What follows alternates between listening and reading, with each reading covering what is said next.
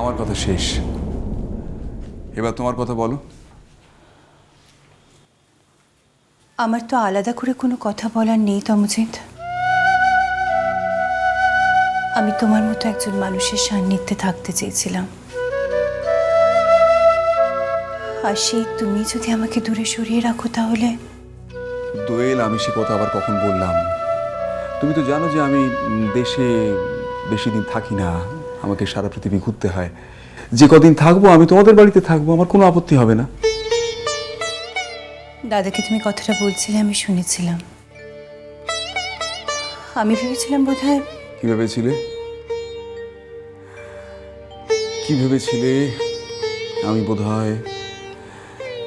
আমি বোধহয় শুধু থাকার কথাটা বলায় এখনো রপ্ত হতে পারিনি। সেটা যদি না হয়? তুমি আমি দুজনে একটু মানিয়ে নিতে পারবো না?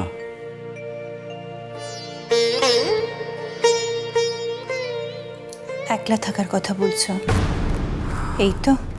দোয়েল, বাচ্চাদের মুখ চেয়ে, সংসারের স্বার্থে তুমি এটুকু স্যাক্রিফাইস করতে পারবে না?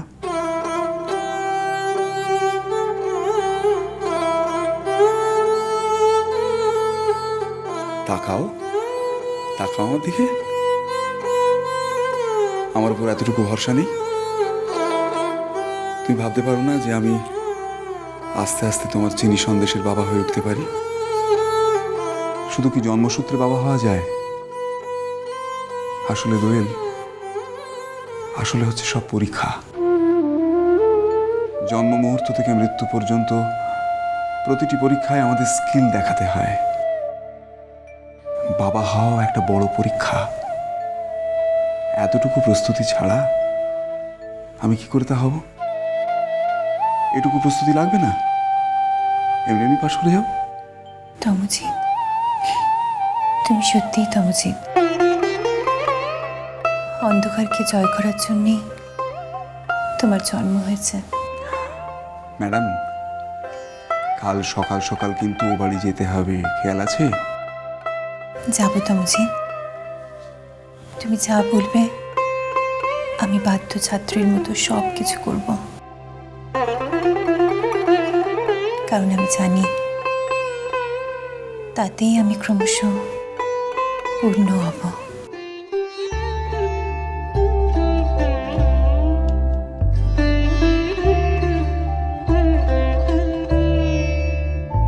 এসো এসো আমার ঘরে, এসো আমার ঘরে, বাহির হয়ে এসো, বাহির হয়ে এসো, তুমি যে আছো অন্তরে, এসো আমার ঘরে।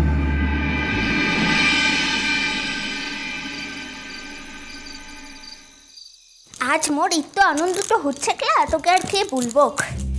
ও বিজ্ঞানী বাবুটা যখন এসেছিল ক্লা বিয়ার আগতে বড় বাবুটাকে লিতে, তখনই মো বুঝাটা গেছে কি মো আর কোনো চিন্তাটা লাই। তোকে মো একটু কথা বলেছি যে ও ছোট মা কিন্তু এখান থেকে আর পরের ঘরটাতে থাকবে ক্লাই, এখানতেই থাকবে।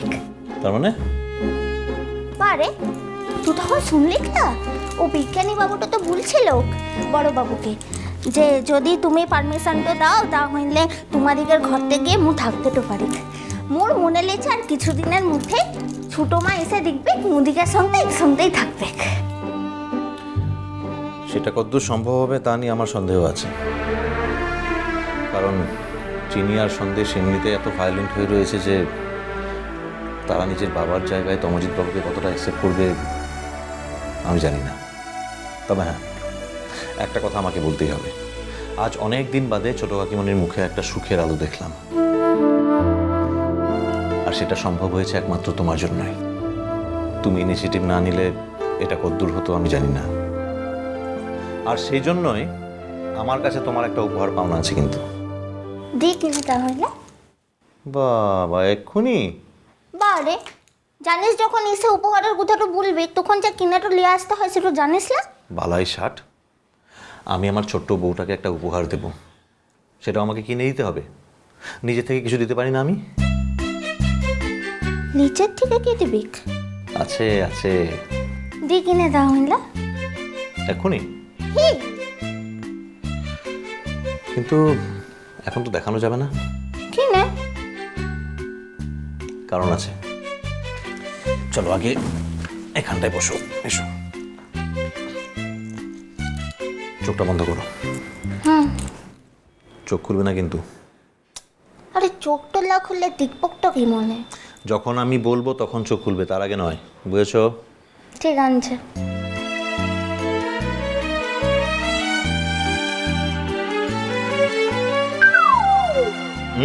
চোখ বন্ধ, চোখ বন্ধ।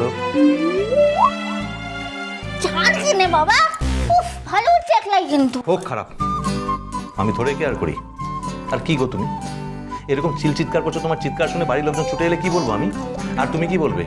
যে আমার উপহারটা তোমার পছন্দ হয়নি, তাই তো? আসো কিনে, ভালো চেক লাই বললে তো দিলাম। আচ্ছা বাহা, একটা কথা সত্যিকারে বলবে? কি? সত্যি কথা বলো তো, আমার দেওয়া উপহারটা কি তোমার পছন্দ হয়নি? জানিকলে জানি না বললে হবে না, সত্যি কথা বলো, পছন্দ হয়েছে না হয়নি? হচ্ছে বাবু, উঠছি বাবু। বাহা, তুমি যে বারবার আমাকে আদর করতে গেলে যে এরকম দূর করে সরিয়ে দাও, এটা কিন্তু ঠিক না। আর তোমার বরকে এরকম বারবার রিফিউজ করা কিন্তু মারাঙ্গুরু ভালো চোখে দেখবে না।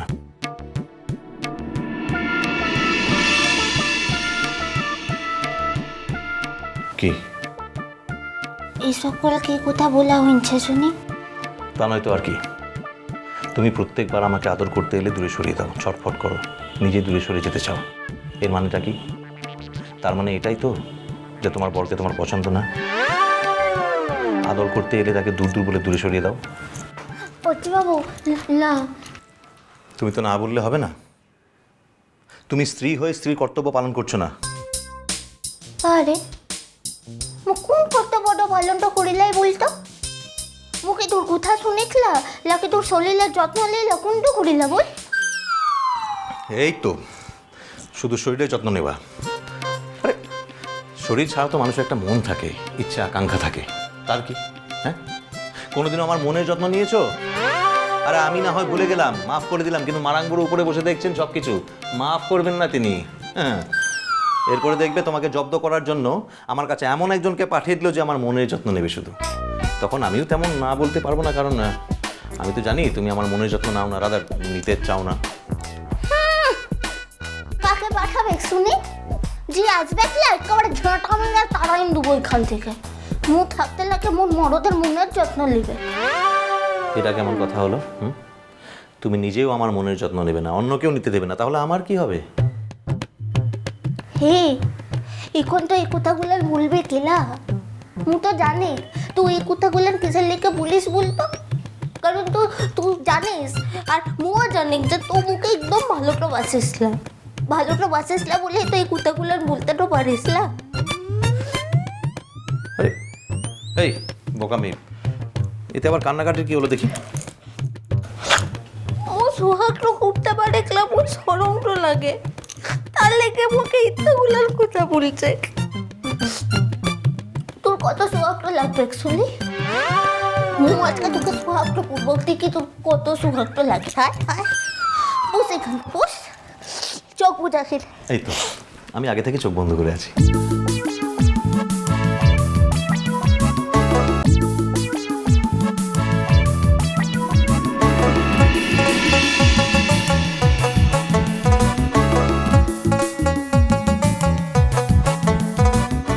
কি চোখ তো খুলছিস কিসের লিখে? আমার ইচ্ছে হলো তাই। আচ্ছা বাহা, একটা কথা বলো তো, এখনো তোমার আমার সামনে এত কিসের লজ্জা? ও সোহাগ টোহাগ হয়ে দিচ্ছে মিলা, মারাং বড় আর গুছা করবে ছা। বাহ, আর আমি সোহাগ করতে এলে যে আমাকে দূরে সরিয়ে দেওয়া হয় তার বেলা? আর করবো গেলে? ঠিক ঠিক, প্রমিস? রমেশ। এই তো, এইবারে আর মারাঙ্গুরু গোসা করবে না। আচ্ছা একটা কথা বলো তো, আমার এই ছোট্ট মিষ্টি বউটার উপরে মারাঙ্গুরু গোসা করবে, তা কি আমি কখনো চাইতে পারি বলো? হুম? আর সেই জন্যই তো আমি সবসময় চেষ্টা করি যাতে মারানগুলো তোমার উপরে কখনো গোসা না করে। এই যেমন আমি এখন তোমাকে খুব সোহাগ করবো, তাই না বামুনি? হ্যাঁ হ্যাঁ অর্জি বাবু, অর্জি বাবু।